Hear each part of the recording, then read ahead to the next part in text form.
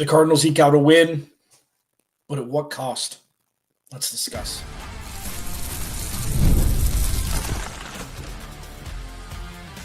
You are Locked On Cardinals, your daily Arizona Cardinals podcast.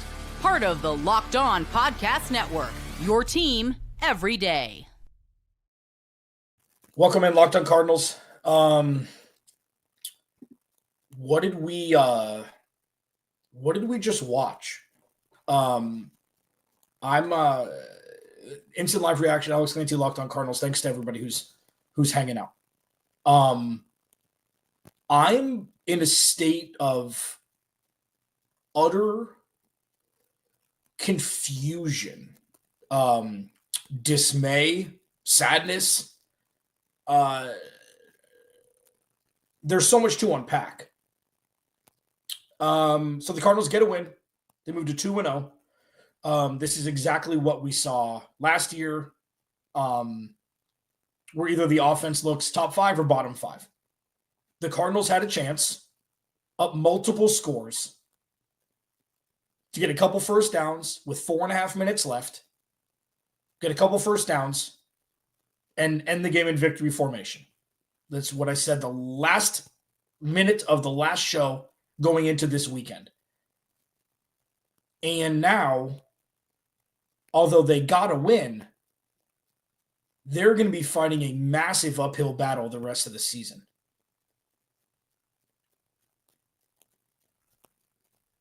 And it's really disheartening. It's just disheartening. You know, they go up 20-3 at halftime. Things were humming. I thought my tongue-in-cheek joke, if the Cardinals won 30-3, I wouldn't be shocked. Going into halftime, they come down, they score a touchdown right away. And then, to the credit of, the coaching staff, Nick Rawlis, Jonathan Gannon especially, it's like, okay, you're not going to show all the fun stuff, blitz packages, defensive schemes, things like that when you're up 20-plus points in the middle of the third quarter. You're not going to do it because you're going to give the 49ers and the Seahawks and the rest of the NFL stuff on tape you don't necessarily want them to see yet. And that turned into Cardinals up 27-15. I mean, it all turned when Kyler Murray threw that bad interception. But, I mean, listen, they were up so much at that point. It was like a punt or a missed field. Like, yeah, it was a bad throw, okay? It was a bad throw. Of course it was. And then everything went haywire. That last drive, multiple 15-yard penalties, multiple defensive holding. Like the defensive holding call on Denzel Burke that was like at Arizona State football stadium compared to where Bryce Young was getting tackled by the Cardinals 25 yards behind the line of scrimmage. How do you call that? I'm not everydayers, you'll know this. You know me. I'm never a blame the refs guy. Ever. I feel like it's a loser mentality. I don't do it. That one wasn't the greatest call with how far away it was from where the actual ball was and the actual play was happening. Having said that, regardless of what happened, the Cardinals got a win. They're 2-0. This is exactly the same way that last week ended. This cardiac Cardinals thing is real, man. But on the other side, we'll talk about the injuries, okay? And they're devastating. Devastating injuries. The stuff that we saw that was good today, and I know it feels like 7 games ago because we didn't see much after the first opening drive of the second half. What the Cardinals did on their last 3 possessions, last 2 of the first half and then the first of the second, those 3, they scored 17 points in like less than 5 minutes. Field goal, held the team to 3 and out. I think it was 3 and out. They got a first down, whatever it was. To punt, the Cardinals come down. Michael Wilson touchdown. And then they come down and score again. And it's like, okay, this is an offense you can get behind. This is the offense that you're expecting. And also, it's the Carolina Panthers. The Carolina Panthers at that time, that defense was on the field a lot. So there's not, I said last week was the preseason game because it kind of was feeling things out. There was a lot of ugly stuff. And then today was week 1, but it kind of was thrown out the window where it's like, what is this team? Because they went up by a bunch. Then everybody got hurt on the Cardinals. Carolina came all the way back, and the Cardinals squeaked out a win. This is not something that you can't feel good after today. If you would have compounded that with a ridiculous come-from-behind win by the Carolina Panthers and the Cardinals falling to 1-1, I don't know if the human mind could have processed that. I don't know if the human mind could have processed the Cardinals losing today. So luckily, you didn't have to deal with that. But this is a bad look for the Cardinals. Unfortunately, I can get in the chat, drop a 1 in the chat if you thought the Cardinals were going to lose this game when Carolina had the ball with a minute and a half left. Drop a 1 in the chat. Easy, I do read the comments, bro. We're going to get to everything that's being discussed after the break. I'm going to take a little break, little live read, then I'm coming back. Look at all the 1s in the chat. Everybody thought the Cardinals were going to lose this game because we've seen it so much before. Okay, so I guess the only redeeming quality from today, aside from a couple offensive drives, was that they won. So at least they won. Okay, that's a huge step in the right direction. And this is the worst I felt after a Cardinals win since, this is my 9th season hosting this show. This is the first time I've never felt worse after a win than right now. I'll discuss why next. Locked On Cardinals, your team every day. This instant reaction show of Locked On Cardinals is brought to you by our friends at Prize Picks. The daily fantasy app where making the right call can actually pay off. You and I make decisions every day, like choosing to cover or be a fan of this damn team that gives everybody proverbial heart attacks. But on Prize Picks, being right means cashing in. With football back, Prize Picks is the simplest and fastest way to get in on the action, man. Just pick more or less than 2 to 6 player projections, and you can turn your takes into real cash all in less than 60 seconds. It's easy. The withdrawals are easy. They've always got some sort of promotion to where you guys can go there, get a little extra juice for your experience. Download the Prize Picks app today and use code LOCKEDONNFL to get $50 in lineups after you play your first $5 lineup. That's code LOCKEDONNFL for $50 after you play your first $5 lineup. Prize Picks. It's good to be right. Thanks for hanging out. I'm looking through the comments here. Like, a lot of people thought the Cardinals were going to lose. And listen, I don't know what this means. Sometimes this is a good thing. Sometimes this is a bad thing. I don't really know. Let's just get to it. Cardinals lose Max Melton. Card it off.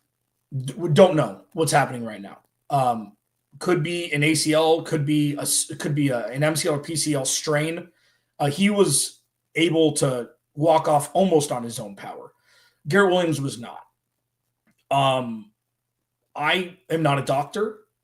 I am not Planstradamus. I don't know what Garrett Williams' injury is, but if history serves us with what we've seen and what reactions to players that they have once sustaining an injury, it looks like he tore his ACL. I don't know that to be sure. I've seen no report yet. The game just ended. If those two things are true, that you're going to lose Max Melton and Garrett Williams for an extended period of time, the Arizona Cardinals 100% need to go find a veteran corner tomorrow and bring him in. There's no time for let's see if Denzel Burke and Keitrell Clark can hold it together. There's no room for that.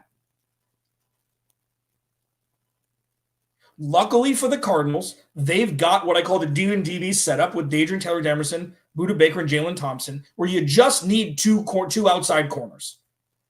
Will Johnson looked pretty good today. Okay, he gave a big reception to Tet McMillan. I don't know if it was a miscommunication between him and Jalen Thompson. He was on the left side of the field. Will Johnson looked to move outside when Tet went inside. He thought maybe he had help over the top. But Will Johnson looked pretty good. Denzel Burke actually looked pretty good. Okay, he had 2 holding calls. He had holding calls the entire time during preseason. But he defended a couple balls pretty well, one in the end zone. But there's no messing around here. Now, yes, bad that Max Melton and Garrett Williams got hurt. Bad. Like, I'm not making a joke. So please, it's bad. And this is what happens when the Cardinals have the ability to still stay above water, even though injuries are sustained. Injuries aren't an original storyline in the NFL. Injuries happen to every single team. It's a combination of how deep is your roster and how capable are your players for covering up those holes. And the Cardinals have the ability to continue to move forward. One last thing, I'm going to do a few more minutes, and then right after that, we're jumping to the Cardinal Squad Show with myself, Jamil Douglas, and Ben Garcia. Same Locked On Cardinals YouTube channel. All you're going to have to do is pretty much just refresh, go to the page, and we're going to talk for a full hour.